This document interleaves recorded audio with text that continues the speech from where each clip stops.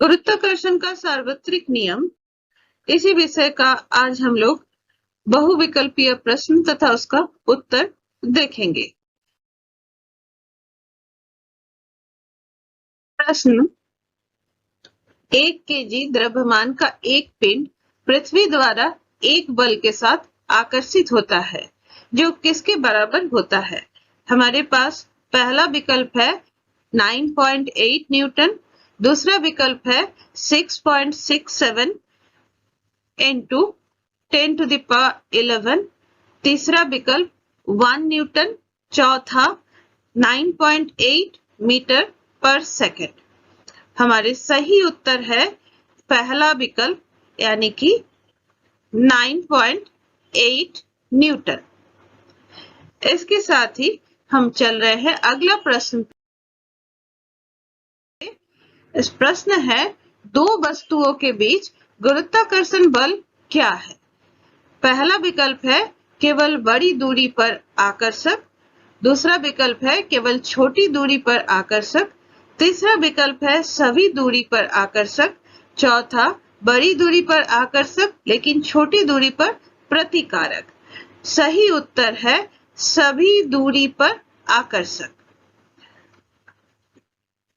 अगला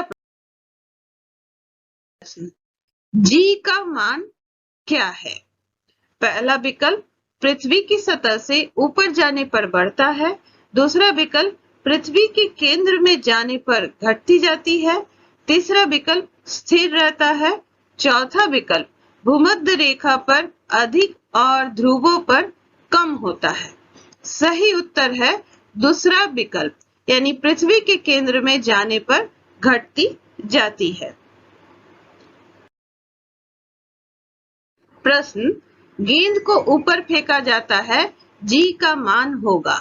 पहला विकल्प 0, दूसरा विकल्प सकारात्मक, तीसरा विकल्प नकारात्मक, चौथा विकल्प नगण्य।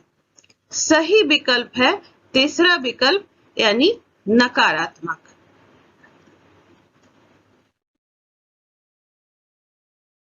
प्रश्न, गुरुत्वाकर्षण बल का कारण बनता है, तो खाली जगह पे सही शब्द या सही विकल्प क्या बैठेगा?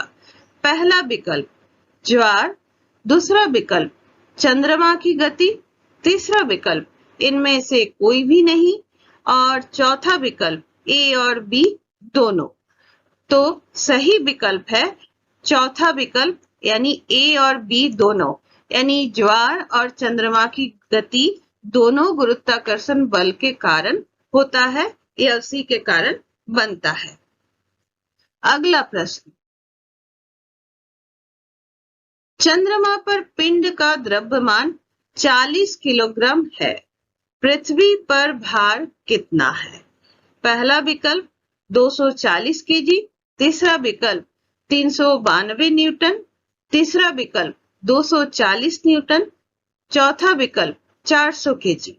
सही उत्तर है दूसरा विकल्प यानी कि 392 न्यूटन, 392 न्यूटन।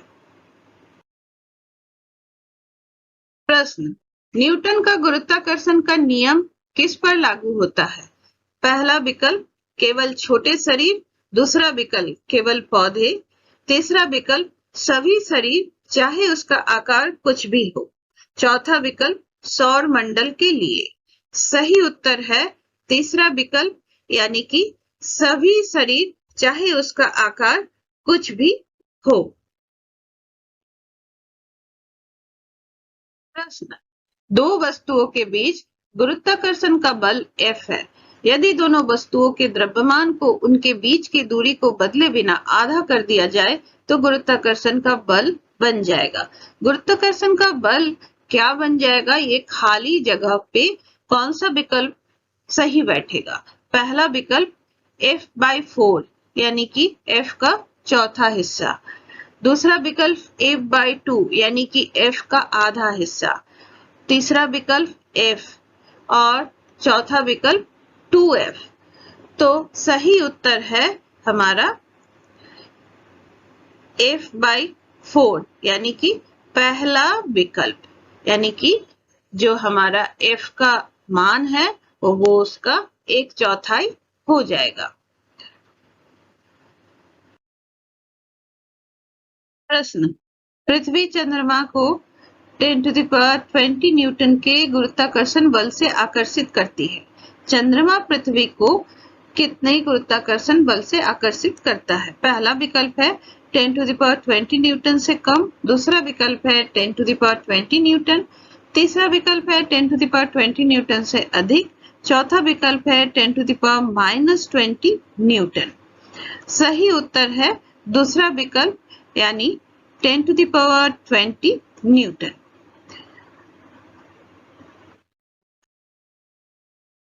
प्रश्न, दो पिंडों के बीच की दूरी सामान्य दूरी से 6 गुना अधिक हो जाती है तो F कितना बन जाता है?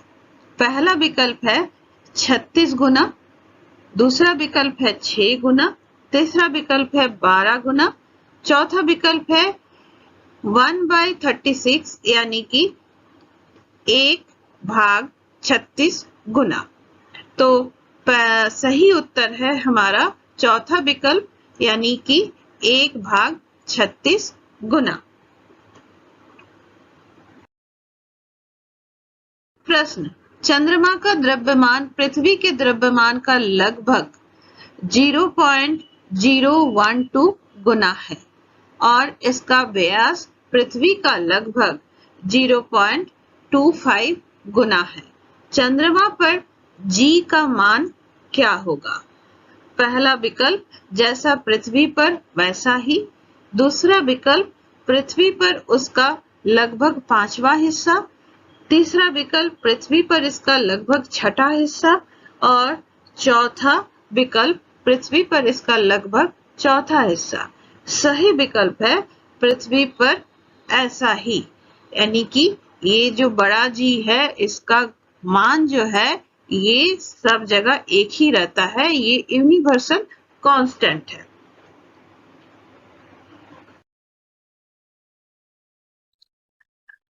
प्रश्न, सेब एक पेड़ से गिरता है क्योंकि पृथ्वी और सेब के बीच गुरुत्वाकर्षण आकर्षण होता है। यदि F1 सेब पर पृथ्वी द्वारा लगाए गए बल का परिमाण है और F2 सेब द्वारा पृथ्वी पर लगाए गए बल का परिमाण है तो पहला विकल्प F1 F2 से बहुत अधिक है, दूसरा विकल्प F2 F1 से बहुत अधिक है, तीसरा विकल्प F1 और F2 बराबर है, चौथा विकल्प F1 और F2 से थोड़ा सा ही बड़ा है, यानी F1 F2 से थोड़ा सा ही बड़ा है। तो सही उत्तर है तीसरा विकल्प यानी F1 और F2 बराबर है। प्रश्न, पृथ्वी और चंद्रमा गुरुत्वाकर्षण बल द्वारा एक दूसरे की ओर आकर्षित होते हैं। पृथ्वी चंद्रमा को एक बल से आकर्षित करती है जो है पहला विकल्प चंद्रमा द्वारा लगाए गए से अधिक, दूसरा विकल्प ठीक वैसे ही जैसे चंद्रमा द्वारा लगाया जाता है, तीसरा विकल्प चंद्रमा द्वारा लगाए गए से कम, चौथा विकल्प चंद्रमा द्वारा लगाए गए से संबंधित नहीं। सही उत्तर ठीक वैसे ही जैसे चंद्रमा द्वारा लगाया जाता है।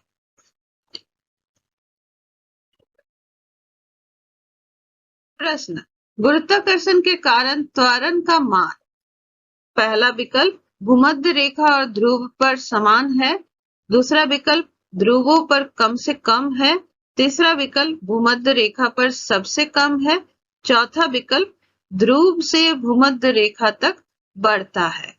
सही उत्तर तीसरा विकल्प यानी भूमध्य रेखा पर सबसे कम है। प्रश्न, गुरुत्वाकर्षण के नियम में मात्रा G का मान पहला विकल्प केवल पृथ्वी के द्रव्यमान पर निर्भर करता है, दूसरा विकल्प केवल पृथ्वी की त्रिज्या पर निर्भर करता है, तीसरा विकल्प पृथ्वी के द्रव्यमान और त्रिज्या दोनों पर निर्भर करता है, चौथा विकल्प पृथ्वी के द्रव्यमान और त्रिज्या से स्वतंत्र है। सही उत्तर चौथा विकल्प यानी पृथ्वी के द्रव्यमान और त्रिज्या से स्वतंत्र है। प्रश्न, कुछ दूरी पर दो कण रखे जाते हैं। यदि दो कणों में से प्रत्येक का द्रव्यमान 2 गुना कर दिया जाए तो उनके बीच की दूरी को अपरिवर्तित रखते हुए उनके बीच गुरुत्वाकर्षण बल का मान होगा। पहला विकल्प 14 गुना, दूसरा विकल्प 4 गुना, तीसरा विकल्प 12 गुना, चौथा विकल्प अपरिवर्तित। सही उत्तर है दूसरा विकल्प यानी कि 4 गुना। प्रश्न, वायुमंडल को पृथ्वी द्वारा धारण किया जाता है। पहला विकल्प गुरुत्वाकर्षण, दूसरा विकल्प हवा, तीसरा विकल्प बादल, चौथा विकल्प पृथ्वी का चुंबकीय क्षेत्र। सही उत्तर पहला विकल्प यानी गुरुत्वाकर्षण। गुरुत्वाकर्षण के चलते ही हमारा वायुमंडल जो है वो पृथ्वी के साथ जुड़ा हुआ है, नहीं तो हम अगर गुरुत्वाकर्षण नहीं रहता तो वायुमंडल नहीं रहता।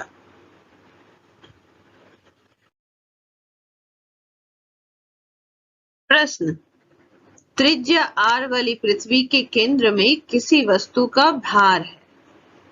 पहला विकल्प 0, दूसरा विकल्प अनंत, तीसरा विकल्प पृथ्वी की सतह पर वजन का 4 गुना, चौथा विकल्प पृथ्वी की सतह पर 1/r² गुना वजन। तो यहाँ पे हम देख रहे हैं कि हम जानते हैं कि जब कोई भी वस्तु पृथ्वी के केंद्र तक पहुंचता है तो उसका भार जो है सबसे कम होता है, तो या 0 होता है। इसलिए सही विकल्प है हमारा पहला विकल्प यानी कि 0।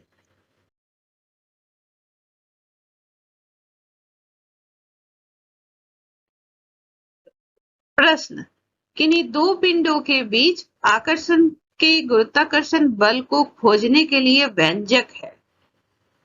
पहला विकल्प F समान G m1 m2 भाग R।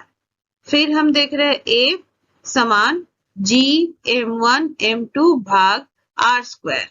तीसरा विकल्प F समान G m1 भाग R²। चौथा विकल्प F समान G m1 m2 भाग R³। सही विकल्प है दूसरा विकल्प यानी कि G m1 m2 भाग R²। इसमें m1 m2 दोनों पिंडों का द्रव्यमान है, G जो है वो यूनिवर्सल कांस्टेंट है और R जो है दोनों पिंडों के बीच की दूरी और उसका हम स्क्वायर ले रहे हैं।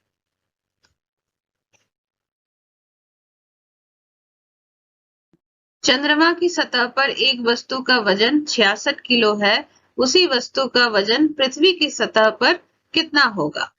पहला विकल्प 6 केजी, दूसरा विकल्प 11 केजी, तीसरा विकल्प 33 केजी और चौथा विकल्प 66 केजी। हम जानते हैं कि चंद्रमा की सतह पर गुरुत्वाकर्षण के चलते जो त्वरण होता है वो पृथ्वी की सतह से 1/6 गुना कम होता है। तो ठीक उसी तरह से वजन भी छठा भाग होगा यानी कि 66/6।